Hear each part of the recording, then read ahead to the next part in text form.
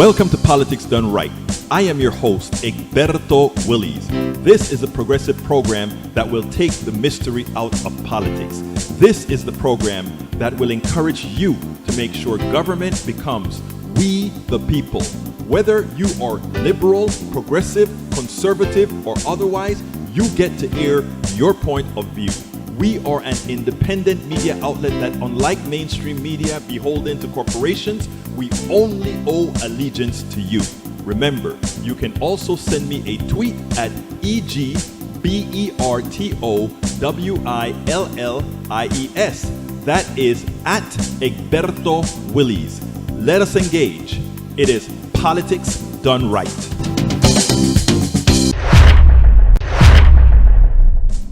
Well, folks, welcome to one more edition of Politics Done Right. I'm Egberto Willies, your host. Thank you so kindly for being a part of the show. We are going to have a great show for you today. As usual, what is the show going to be about, folks? Guess what? It is your show. It is your show. Don't let me start singing, but it's your show today, as usual. But again, actually, I have two videos to play. I had some interviews to play today, but I decided to forego the interviews because there's so much happening. I figured you guys are going to have a whole lot of stuff to talk about. So I figure, you know what I better do? I better just go ahead and save that interview. I have an interview with Cristina Sinsun Martinez about Ramirez, about voter intimidation here in Texas and other places. We also have several other interviews that I'm kind of stacking up on interviews that I'm gonna have to start playing them because we have so many interviews that we're gonna have to start getting them out, or else these people may say, hey, I thought you interviewed me, you wanted to get this stuff out. Anyhow, let's go ahead and get busy. We have some great people to talk about though. Anyhow, title of the show, White House Media, Lack of Critical Thought. And of course, PDR Posse, tell me what you want to talk about. It's your show, so start putting it in that chat, folks.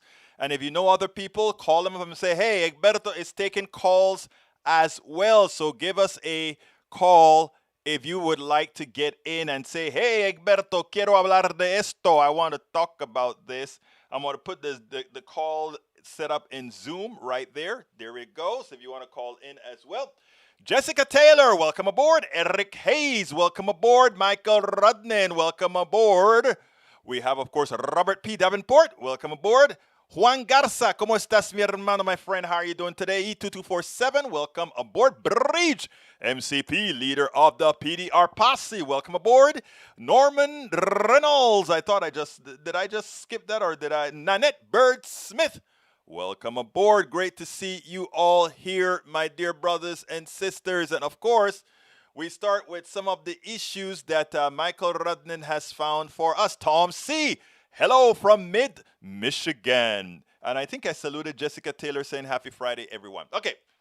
Let's see. Did I miss anyone? Lee Grant. I got my conservative posse. I got my progressive posse. I got my freedom posse. Everybody's here. But you know what's the great thing about all of this? We all form a part of the PDR Posse. Now, earlier today, I was going through a few things with my brother, the guy that I love, Mr. Eric Hayes. He's given me a heart. I need to sit down and have a cup of coffee again with brother Eric Hayes so we can discuss these issues in deeper steps, further than just what the ideological push is from the right. Again, I was on a radio show. Let me tell you this before I start reading Michael's stuff. Michael, hold up for a second.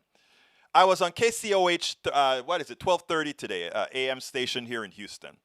And one of, a guy I respect so much, Obedike Kamau, Dr. Obedike Kamau, he said, Egberto, what really gets to me is we have all the science, we have all the information, but people just continue to just say, well, my opinion is.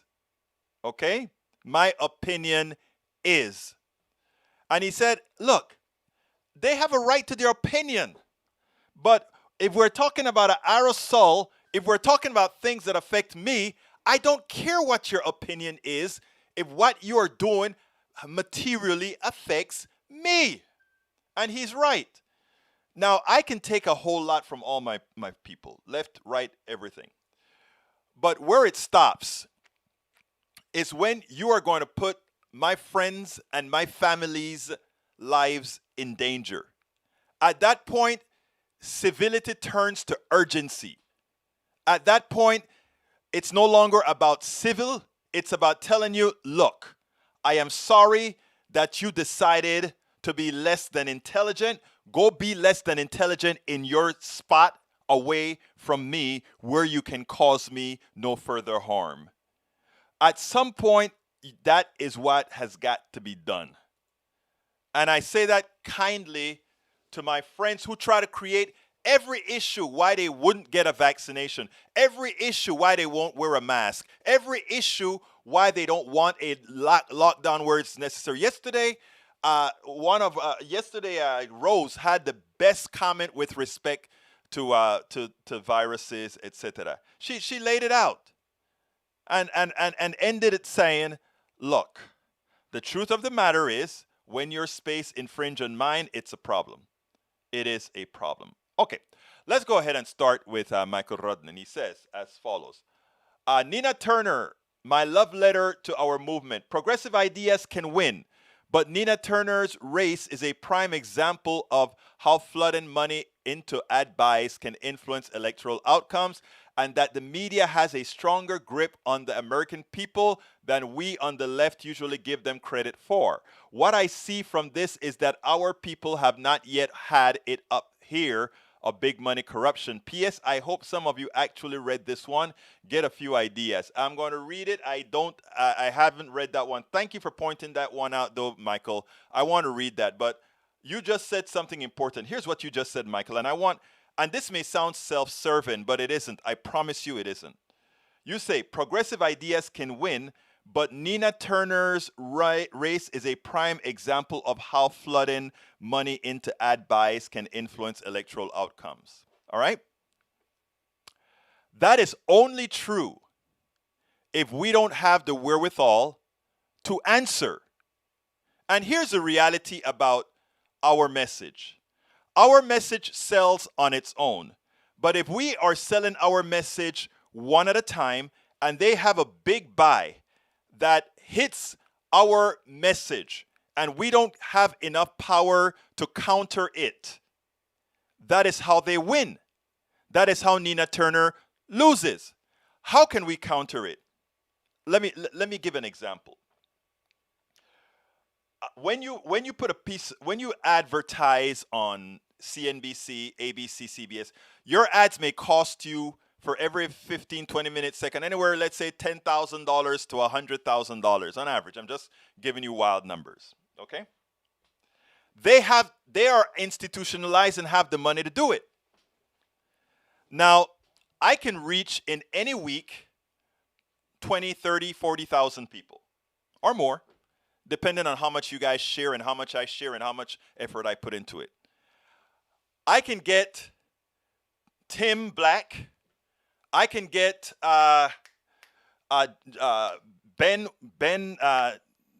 Benjamin Dixon, and all of us small operators.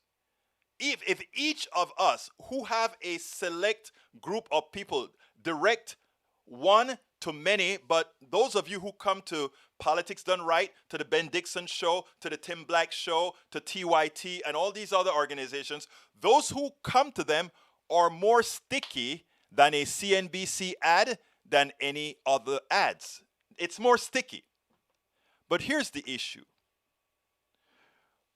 Those of us that are independent, and I'm not the only one say, you'll hear Tim Black say, you'll hear Benjamin Dixon say, and Benjamin will say, you see, I'm trying to put this message out, but I need more traction. I need to be able to do at a fraction of the cost what the big guys can. So we say, oh, our progressive message is not getting out there. No, our progressive message gets out there, and I can talk to each one of you, or most of you, including some of my conservatives, that believe what we're saying and that will push what we're saying. But we don't have that extra wherewithal to compete with the big boys because, look, subscribe to Politics Done Right. It's $1.99 a month or $4.99 a month or $9.99 a month, whatever you want to do, right? And it's cheap, costs next to nothing, right? These guys get a corporation to give them $10 million and they squash our message. And what happens in squashing our message? For all the donations that we could get, to be better at putting our message out, what does it do for us? Okay, we get more stuff in. We get more people that can do videography for us. We get more people that we can actually pay to share. We get more people that we can actually say, hey, we are going to put selective ads within Facebook. Donald Trump proved that it doesn't cost a whole lot more to do it. We can actually invest in much more efficient than they pay the corporations to do. But we don't get the throughput to do that. So what I'm saying, it is simple, right? We have to, and again, like I said, this is going to sound self-serving, and actually it is self-serving. But we need to bring in a lot more support if we are going to be successful. It's just that way.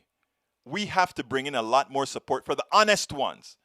For the honest ones. I'm talking about there are a lot of creeps out there. But for the honest ones. Because our message, if you ask people, as Radnin just pointed out there, you ask people, what is it that you want? All the things that I preach, everything that I put in this book, I can guarantee you Eric Hayes, one of our major conservatives in this room, if I sit down at Starbucks and go over everything in this book, How to Make America Utopia, he's going to say, the first thing he's going to say is, how are you going to pay for it? And because I will be able to explain to him how it can be paid for without affecting the economy, in fact, making the economy better, I could do it. But it's one-on-one with Eric. It's one-on-one with these other folk.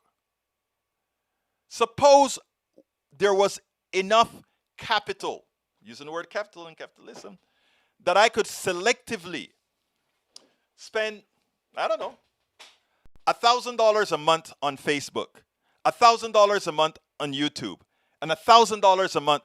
I could selectively use videos that put these messages out. And it's a lot more effective because we have, those of us that are smaller with an audience has a bigger percentage of stickiness than somebody just broadcasting to everybody. Now, the thing about it is, we as progressives, those of us who have the wherewithal, look, some of us are scraping. We don't really have the money to do it. But for those of us who can, that don't, many times it is we don't understand how a little bit can go so far with operation like ours. That's why I wear this shirt all the time. Support independent media. Now, anyhow, let me go to the other item from Michael. He says, a hospital charged more. You know what? I didn't get my stuff up and running. Folks, bear with me one quick second. I got to get this up and running. Okay, here we go. He says, a hospital charged more than $700 each. More than $700 for each push of medicine through her IV. We've got a broken healthcare system where hospital insurers price gouging and bilking the patients is rule. Not the exception. We need a single-payer Medicare for all system. From article, a researcher have found little stands in the way of hospitals charging through the roof, especially in place like an emergency room where a patient has few choices. A report from the National Nurses United found that hospitals' markups have more than doubled since 1999, according to the data. I'm not going to read anymore, but I want to tell you something about that because what Michael put there is essential. When everybody likes to let the market decide the price. When you have a broken leg, you don't decide to choose between hospital 1 or hospital 2. And not only that, isn't it so immoral that if you have a broken leg, you have to shop around to see who can give you the best price to fix it? No, healthcare should be a right. I mean, that's what a society is all about. A society means we work together to solve the things that affect us all in a manner that we can all afford. All of us pay taxes. Anybody needs patching up should get patched up. It's not that difficult. It is actually humane. And most Americans, when explained in the right context, will agree with you. They will agree with you in the correct context. If you're honest, if you listen to what they have to say, why they think they're against it, and then you explain to them that, well, that was just what those people who had enough money to lie to you. It's just like it. Like, look, let me give it a good example. Right now in Congress, House Bill, I don't remember the number. House Bill says the following: we want Medicare to negotiate the prices of drugs so that the prices will come down like in every other country in the world. We have a woman, and I showed you the commercial, a woman on TV with diabetes, one of the drugs that's most abused, insulin, going on and saying, oh, they want to take my choices away. They want to take my, and she looks so innocent saying, they want to tell Medicare to negotiate with the healthcare, with the drug companies so my drugs may go away. It's always good for the market, right? To negotiate and to get the best deal. But somehow when Medicare is going to do it, because they rip it off right now, we can't. And they have advertising with an older woman sitting down there saying, oh my God, tell them not to negotiate for drug prices. Please continuously tell them to charge me as much as they can because, and then the woman says, I have always been able to find some way to pay for my drug. In other words, they already, the people who wrote the ad, they know that these people are fighting. Whenever it's time to buy their insulin, they know that that person is trying to, I can't get this bill. I have to go to the church, or I got to go to Drugs RX or something. They know that every single month they have to do something special to get their drugs. So they want to they want you to know that they understand that. So they said, I've always found a way to do it, but now if they change the rules, I may not even have the drug. It's a lie.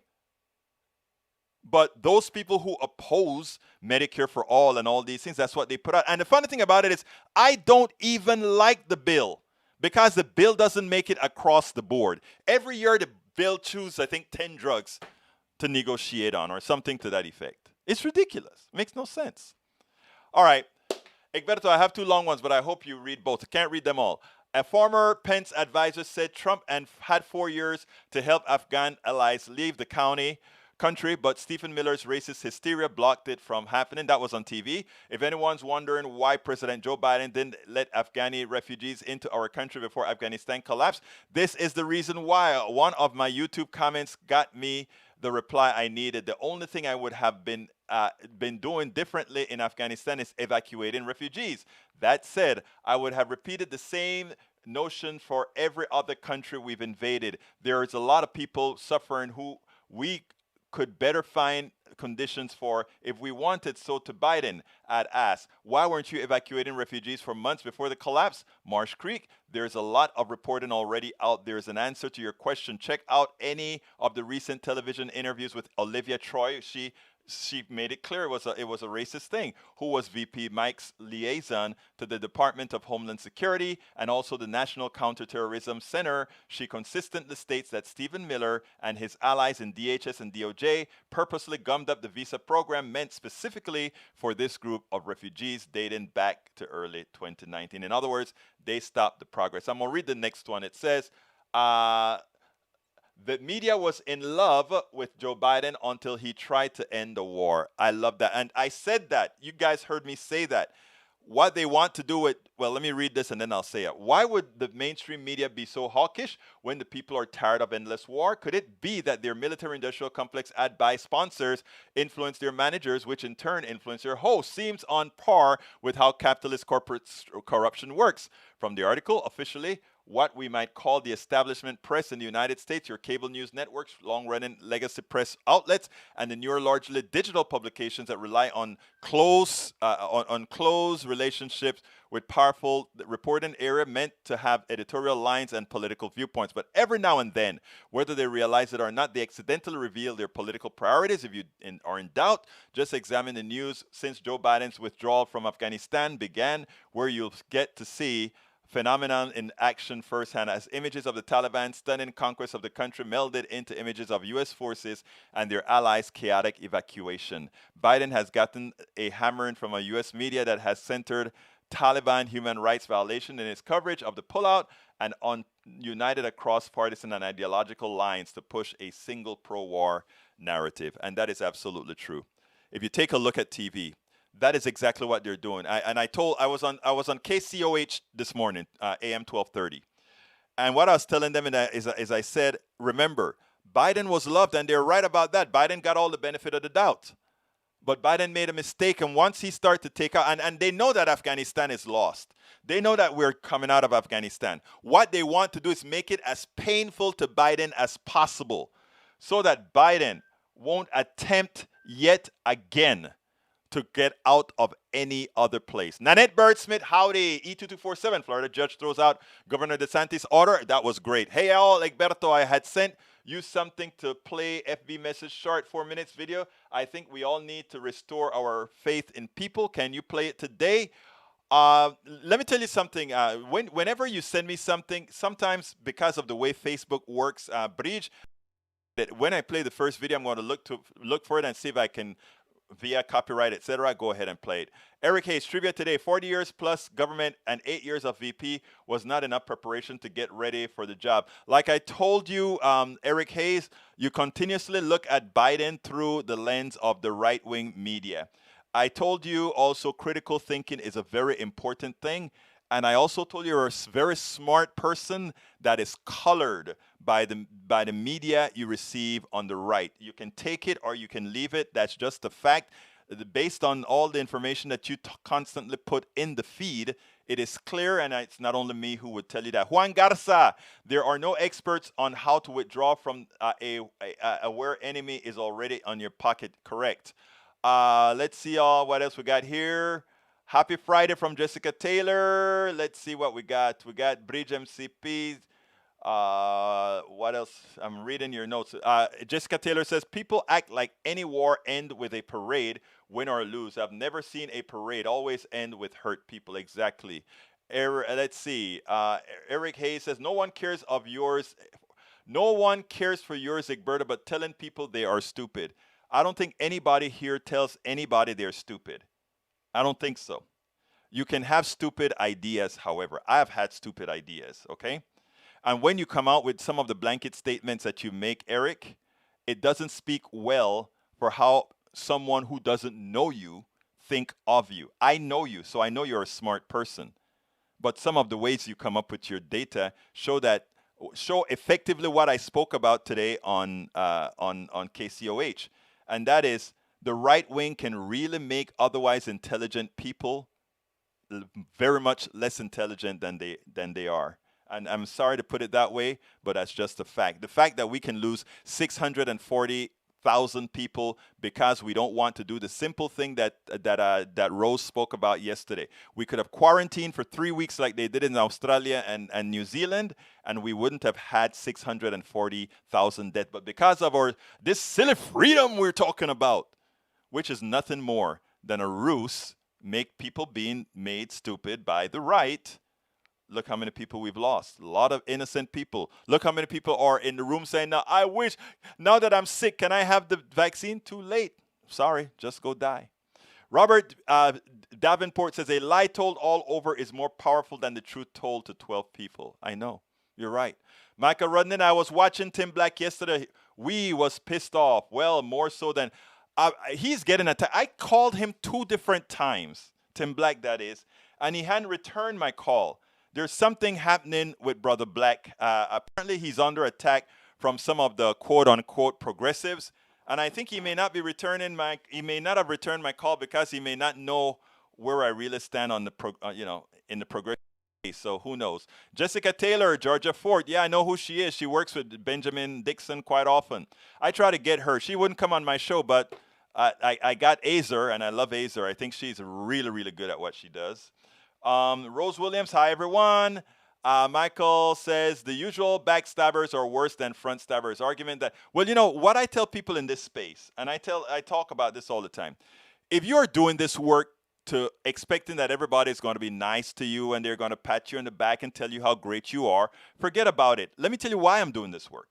I'm doing this work because I see a need for it. And the truth of the matter is, Do people write bad things about me? Yes. Do I get hate mail? Yes. Do I get threatened? Yes. But when you sign up for this, you sign up for this. And the one thing I won't do that I see Tim doing is to start talking about how bad progressives are attacking me. And the reason I won't do that is how is that going to help you? I can take the punches. That's what I'm here for. And then we move on from there. So that's the only thing I have with, I watched him a couple of times, and the last two times I watched him, yes, he was complaining about how they are messing with his, that sort of stuff. But what can I say? He's very good at what he does. Check him out sometime if you can. Tim Black. Most of society does not have the patience to listen to anything longer than a commercial. That is true, Jessica. And what I think is that we can do about that is what I try to do is I try to cater my messages, even in the videos that I do, right? I try to make it that the first minute of the video is substantive enough so that even if they get rid of the rest of the video, they at least got something out of it. I said I try. I'm not successful all of the times, but I try. And you're absolutely right. How do we solve that problem? We have to get people relearning that context matters. So there's a way to do it that I read where you kind of grab them in the beginning and you keep making them want a little bit more. But it's a certain amount of art that requires you that you need to be able to do that. I learned over time. I think I'll learn how to do that. And if folks have advice on how to do that, you know me, I'm all advice to learn from everybody. Lee Grant says, Egberto, did you research antigen DNA alteration? No, I had not, but I did ask my daughter that, and she said, no, this vaccine does not change your inherent DNA at all. It does not have the possibility of doing that. But as far as me doing any personal research, no, but I did ask the question.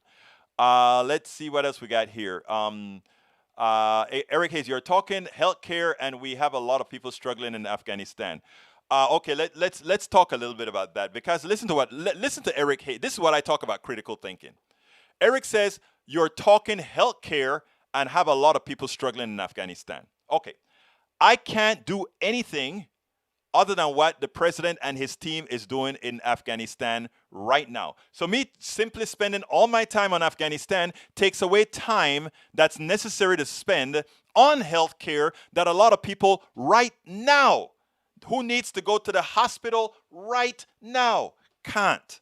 Right here in the United States.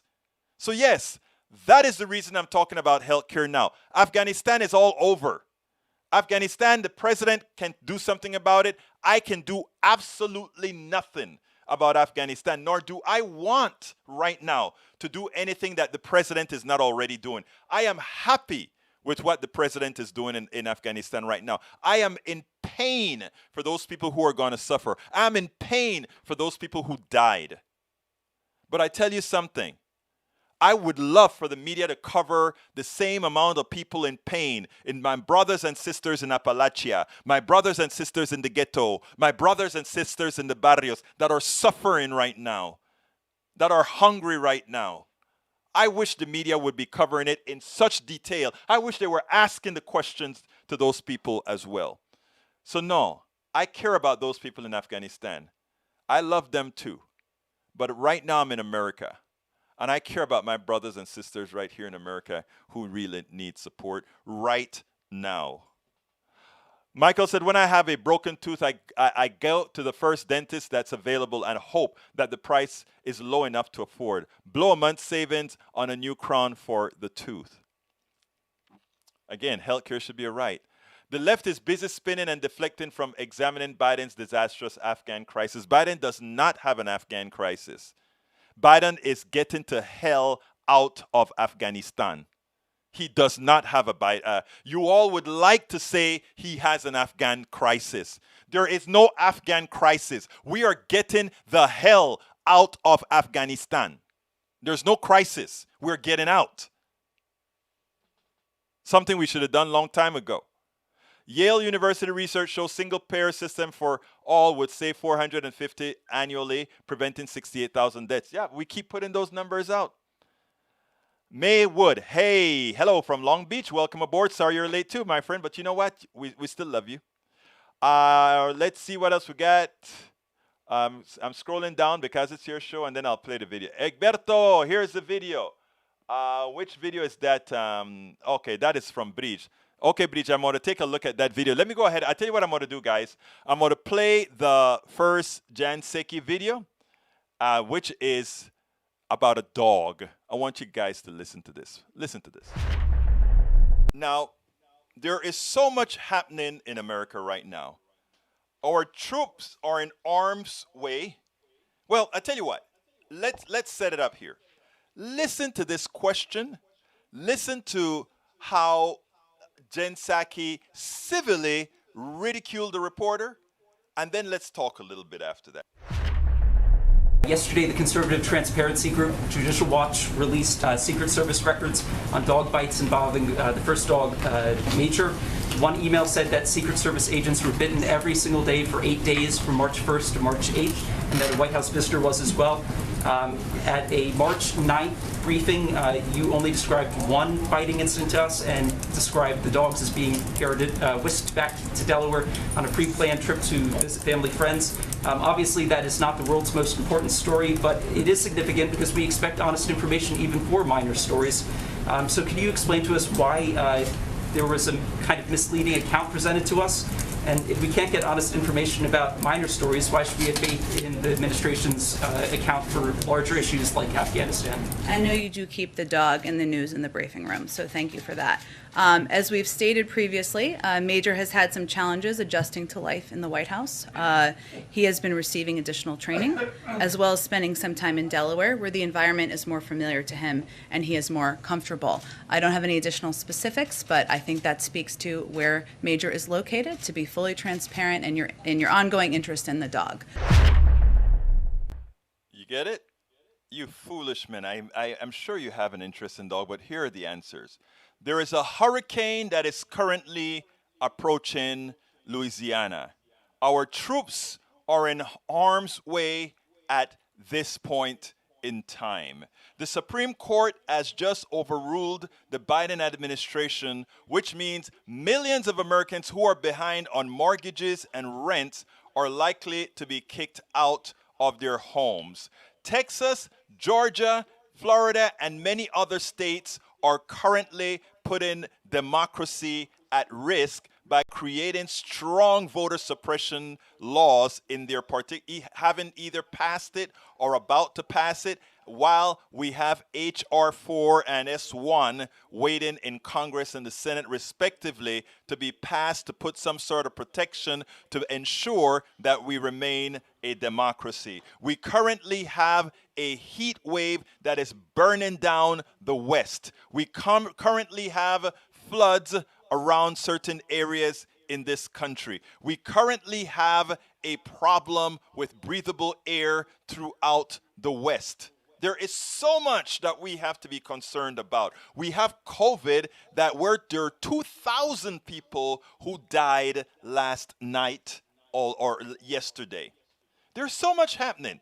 We have a population who still cannot understand that facts matter. Inject yourself get your vaccination, and now don't complain about it, just like you won't complain about your measles, mumps, and rubella vaccine. Wear your mask just like you won't complain about certain restrictions a school has for a clothing attire. There's so much more that is wrong in America right now to be concerned about not specifying that instead of not specifying more than the dog bit Secret Service 8 times, not the dog bit super services, a super secret service. It makes no sense. That is what our briefing room at the White House has broken down to. A whole lot of stuff that we need to work on. We have a society in decline, but these people that are the guardians of the fourth estate, they're asking about a dog. They're asking about a dog. Okay, here is the piece from Bridge MCP. I haven't listened to it, but it looks like one that's on Facebook that shouldn't be a problem. So here we go. Let me make sure I get some volume on it. People think we're more divided as a country now than we've been in a long time. I know it can seem that way, but when I was a little kid in 1969, the Vietnam War was tearing the country apart. And they'd shot John F. Kennedy, and they'd shot Bobby Kennedy, they'd shot Martin Luther King and Malcolm X. And there was the Manson family and the Zodiac killer, and it just felt like the whole country lost its mind. My father, who'd grown up in the Depression, well, his faith in humanity was just at a low ebb. And the two of us that June were driving from LA to Oakland in an old 1960 Oldsmobile, and the water pump blew out south of Bakersfield. And so this was long before cell phones, so we were going to have to hoof it like 9 or 10 miles into town when this young cowboy pulls up in a flatbed and offers to tow us in. And all my dad had on him for money was this old Chevron gas card, so he kept telling this young fellow, I can't pay you. And the young cowboy's looking at him like, yeah, I wasn't going to charge you. So he rolls us into town, and this is a Sunday, so nothing's open. So he has to go get his mechanic friend to open up his garage, and my dad says, hey, listen, I don't have any money. And the mechanic says, we'll work something out. And then they all realize they don't have the actual parts, so now they got to go roust out the local auto parts store owner, and they bring him down. And my father's like, okay, we need to talk about how this is all going to get settled, because he just couldn't imagine anybody being this trusting about the money. So the cowboy says, look, if it'd make you feel better, I got a bunch of watermelons I need to get loaded onto my flatbed, and it's pretty hot work, and if you help me out, I'll pay for the part. So next thing you know, we're all unloading watermelons from inside a rail car, and that's about 140 degrees. And 90 minutes later, we are soaked in sweat, and up rolls the car, just running like a top. And my dad says, I really don't know how to thank you, fellas, and for this good turn. And we're turning to go, and the mechanic gets this look on his face and says, whoa, where do you think you're going? And you could see on my father's face just all the fear and distrust come to the surface. He's stiffened like a leopard. And the mechanic says, no. My wife's going to make us all Sunday dinner, and you and the boy can get a shower and a clean shirt, and it'll make the drive easier for all of us. So we sat down for a dinner of fried chicken from the chicken right over there, and corn on the cob from the corn right over there. Man, I got to tell you, we'll never have a meal that good ever again. And my dad didn't say maybe 3 words the whole drive, but when we got home, I got into bed, and I was just about to turn off a light, and he stops in the doorway and he says to me, no matter what you see in the movies or on TV or you read in the papers, you listen to me. That's how people really are. And about a month later, Neil Armstrong walked on the moon. So, keep the faith. Wow. Bridge, thank you. Bridge MCP, thank you. I hope you guys who listen to my show all of the times remember that one of my phrases are always the same. Most people are good people. And on KCOH today, I had the same thing to say.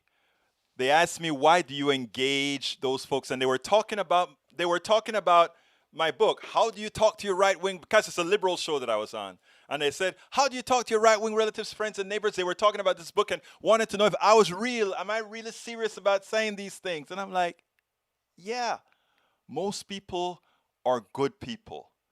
And I argue with folk and we talk and, most people are good people. Bridge, you know something? In as much as I always say that story touched right here. And I hope everybody that listened to the story, that sees the story that Bridge just put on the screen right there, that found for us, remember that. And remember something else that we talk about all of the times. The plutocracy needs to have us on at our throats. They need to have us hating each other, because that's the only way they can rob both of us blind. And understand from where I am coming from with my progressive things. When I explain it to you and from a non-progressive value point of view, it's amazing how much most of you understand. Bridge MCP, love you, girl. That video touched. I got to remember to write a piece about that and share that video. Thank you very much for sharing that video. That gives us hope. That gives us hope. Thank you very much. That was tops. That was tops. Let's see what else am I missing here before I go to the next video. I need to scroll back up because bear with me, guys. This is your show again. Para ver. I'm probably going to miss quite a few of your things here. All right, let's see. The process of vetting Afghans who qualify for the special immigrant visa was dormant for nearly a year after the State Department shut down much of the classified operation. E2247 says that. Eric Hayes says, you are talking healthcare. Oh, that's one. Okay, that's where I was. All right. I know I saw one from Tom C. And Tom, I just want to apologize for not emailing that thing to you yet. Let me tell you, when I tell you, Tom, I am under the gun. That's what I mean. I have about there are people that have sent PayPal's over the last 4 days that I'm behind by about 4 or 5 days, and that I have to go ahead and send some stuff to. And so forgive me. It's only me. That's why I wish I had help, but it's only me. So I'm going to send you. What happened is I have to prepare the link to send you for the reading it free online. So I'll take care of that, brother. And you says Biden has done a bad job in Afghanistan. We are going to have to agree to disagree there. I know that the way the media started it off, because of how it looked on the outside, everybody wants to say the guy did a bad job. I don't honestly know how else it could have been done differently. Oh, keep Bagram Air Base open. There were some issues with the distance between Bagram and the other place. You have some generals that are saying, okay, I'm sorry, I am not, knowing what I know, and I'm no Biden fan. Knowing what I know, brother, I cannot just come out and say Biden did it completely wrong. I can't say that, because I don't know how you lose a war and look good. Yvette Avery Herod, sorry for being late and saluting you. Welcome aboard. Lee Grant, Eric is colored by the media. Let's see. Tom C says, the enemy of my enemy is my friend. Is the Taliban now our ally against ISIS and Al-Qaeda? Look, the one thing I liked about Reagan was that statement that he made, trust but verify. It's that simple. Verify. That's all. Yvette Everett says, afternoon, all disregard the Giphy. Okay.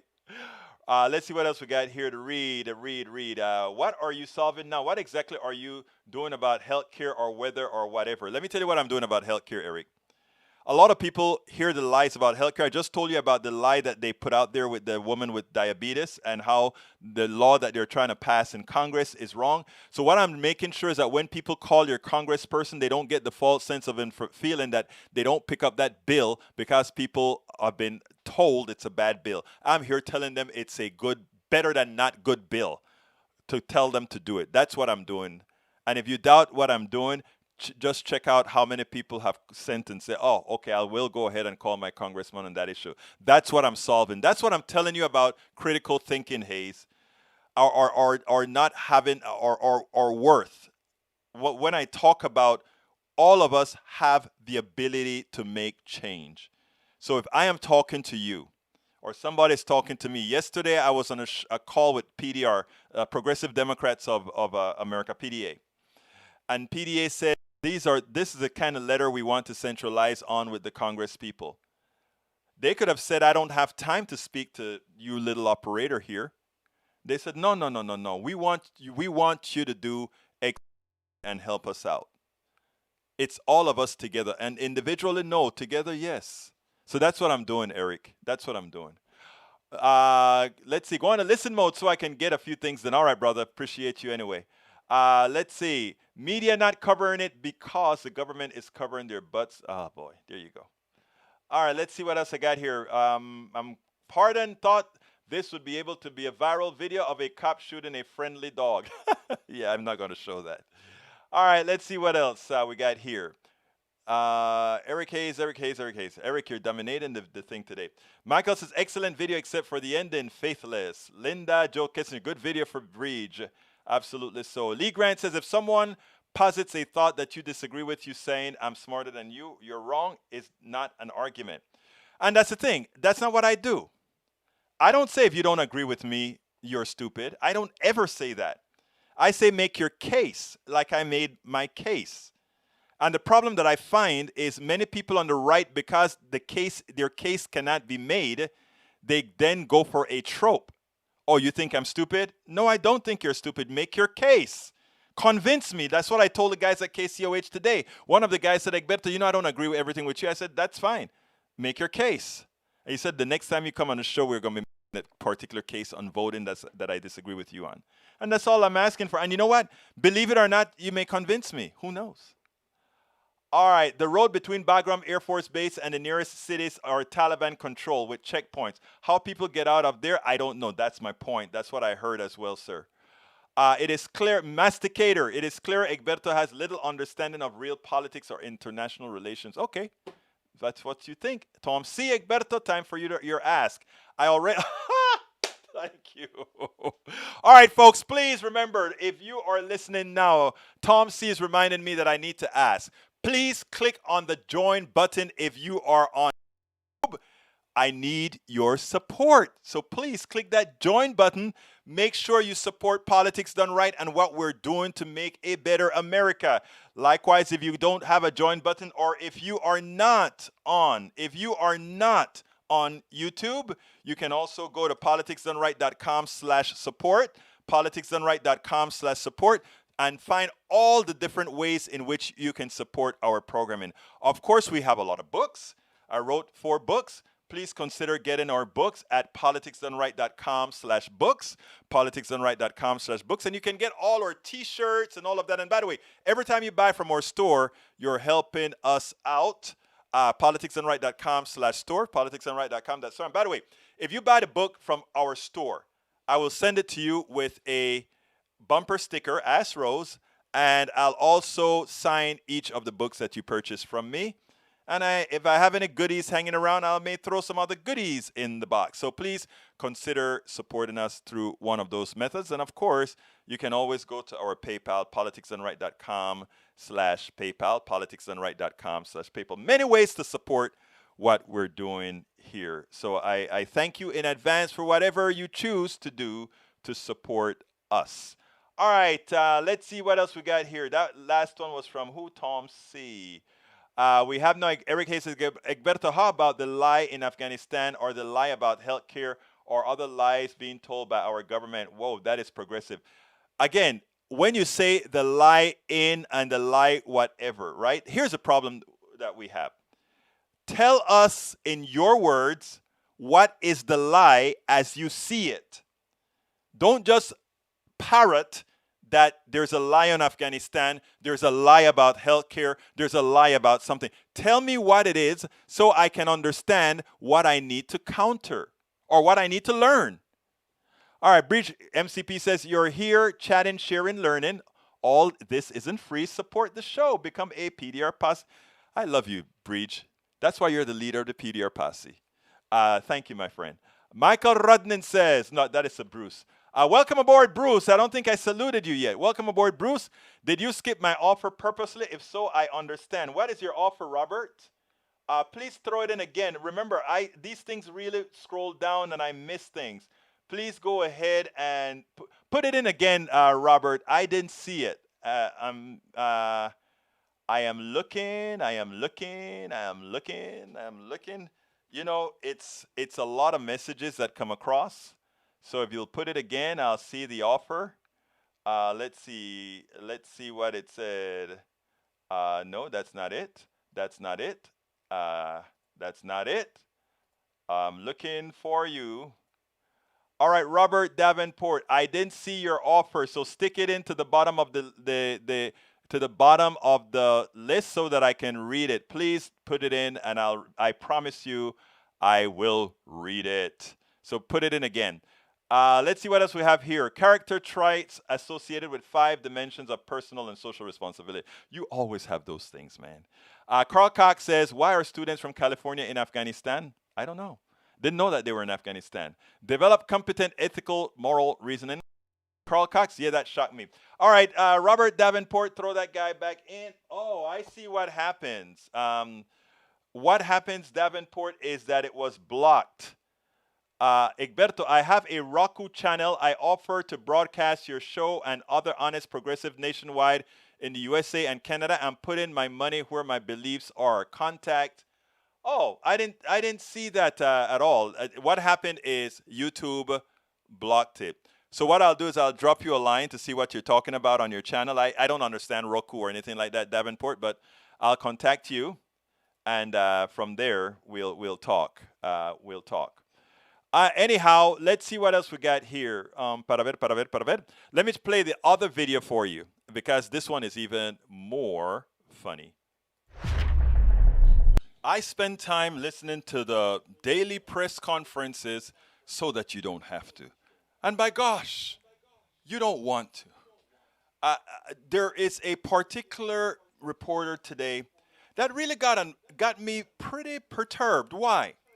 Because again, their short-sightedness and inability to understand that we have lost a war, but not only have we lost a war, that exiting a war, as Lawrence O'Donnell and many other generals have said, it's not a pretty thing. And exiting that war that you don't want to stay into to fight means that a lot of things are not going to be as you expect. And to believe that somehow you, as the loser, can decide to orderly exit a war that you don't want to invest in winning is ludicrous. I want you to listen to this guy, and then we'll take it on the other side. You send tens of thousands of more troops in Afghanistan to potentially lose their lives. That's an option. Some support that. That's their prerogative. You pull out and you don't put anyone at risk, you don't put troops at risk, and you don't evacuate more than 105,000 people. That's another option. The option that he has chosen, in coordination and based on the recommendations with his military commanders and advisors on the ground, is to implement an evacuation that has saved the lives potentially of more than 105,000 people, certainly at risk of the men and women who are serving in the military, as we saw by the events of yesterday. That's the choice he's made. That repeatedly presented this idea that there were only two choices. What evidence do you have that there weren't other choices that could have been made? I mean, what's the other choice anyone is offering? For example, the president could have said to the Ghani government in May, look, we're going to start a mass evacuation of all of the U.S. personnel. We're going to put out an announcement that says, you know, we advise all of our Afghan allies who worked with us to start evacuating as well. It would have been a show of no confidence in the Ghani government. There might have been other repercussions. I'm not suggesting that's the right way to have gone. I don't know, but it is another option, and I'm sure there's 10 other options that I haven't thought of. So why do you present it as these being the only two options? There are, of course, other options, but there are consequences to every option. That is my point. So let's take your example. If we had evacuated and moved in C-17s, 6,000 troops, I think that's what you're suggesting, and implemented this evacuation in May, you know what would have happened in all likelihood? The threat on U.S. forces would have increased at that point in time. ISIS-K. You would have been operating in a capital that wasn't overrun by the Taliban. How do you know that? Well, the Taliban wasn't near Kabul at that point. Look, Mike, I think it's easy to play backseat. Let's look at what could have happened 4 months ago. I think we've been clear on a couple of things, I will just say. No one anticipated, I think including on the outside, that the Afghan government would have fallen at the pace they fell. And the president and members of our national security team have spoken to that as well. We didn't anticipate the Afghan national security forces would have folded as they did. We didn't anticipate that. And as a result of that all happening, we saw a chaotic situation just 2 weeks ago. So you can always, my point in the response to the question is that there are consequences to any of these difficult choices and decisions. That is what faces you as commander-in-chief, and that was the larger point I was trying to make. You know, what is so sad is when Donald Trump, the bully-in-chief, the dummy-in-chief, the less than intellectual-in-chief was president, these so-called reporters were so timid in asking the appropriate questions. They were so timid in allowing him to do the things that he did to Americans. They allowed him to get away with the stupidity that this guy represented. Oh, they weren't tough then. Now they're trying to be tough on someone providing solutions. And not only are they trying to be tough, but they're trying to create different events, different things that could have been done. Okay, what would have been done, sir? And he comes up with a silly question and said, well, this could have been done. I don't know if it'll work, but I mean, you could have tried that. So why try yours and not the ones that we're doing? Again, we have the most inept media in this particular White House that continuously ask all the wrong questions. There are questions to ask Jen Psaki. There are real questions to ask. Why isn't Biden doing X, Y, and Z? Do that, but make it be worthwhile. Let's do it the right way. Not ask silly questions. Not ask, you're actually talking to the Taliban. Don't it seem strange that you're talking to the Taliban? Was another question somebody else asked. Stop it. Ask sensible, pertinent questions that illustrate you are a critical thinker, what those of us expect of you in the fourth estate. Absolutely. Show that you are a critical thinker. Folks, we are at 58 right now. I don't see any new messages. Mr. Davenport, I just sent you an email about that thing on Roku. So here we go with Lee Grant. Somatic recombination as opposed to genetic recombination that occurs in meiosis is an alteration of the DNA of somatic cells that is inherited by its daughter cells. Somatic recombination occurs physiologically in the assembly of the B cell receptor and T cell receptor genes, recombinant as well as in the class C. Yeah, but again, we're talking about if it does not change anything within the mitochondria or any of that that's actually transferable to, let's say, your by birth, etc. So I hear what you're saying, and I understand what you're saying there, Brother Grant. Remember, believe it or not, I did take a tad bit of genetics in my biology course. But no, it's not something that you transfer from one to the next. Linda Jo Kessinger says, my son was growing force in Afghanistan for years, and he doesn't blame Biden. He's disappointed in the Afghan army, says they dropped the ball. And again, you know, it is vogue. It is easy to blame somebody like Biden, right? And it's even actually vogue. In other words, hey, the in thing to do, including for Democrats, go blame Joe Biden. You look like a fool if you don't blame Joe Biden. You look like you're coddling Joe Biden. I didn't coddle Joe Biden when I was against him when he was running on certain issues, and I won't blame Joe Biden just because there are a lot of people who want to blame the man, period. This one here, I'm with Joe Biden.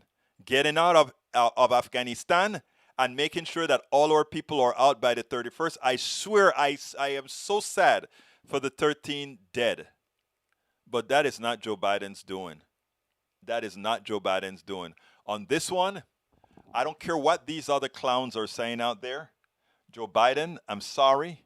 And, you know, it's easy to just go ahead and say, Joe Biden, it's your fault. I am sorry. Joe Biden, there's no easy way to lose a war. Look, guys, I love you. Thank you so kindly for being here. Please continue to come. Please share. I don't care what persuasion you are. Let's keep growing this thing so that we can talk. And with that, I got to get out of here. My name is Egberto Willies. This is Politics Done Right, and you know how I end this, baby. I am what? Out.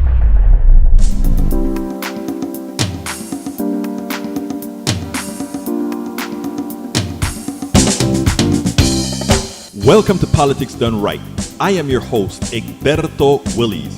This is a progressive program that will take the mystery out of politics.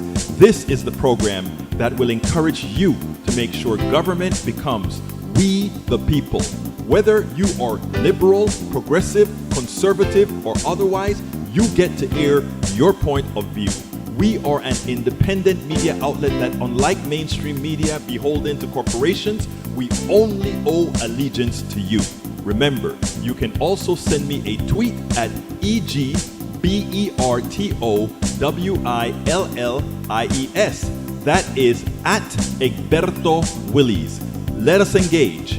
It is Politics Done Right.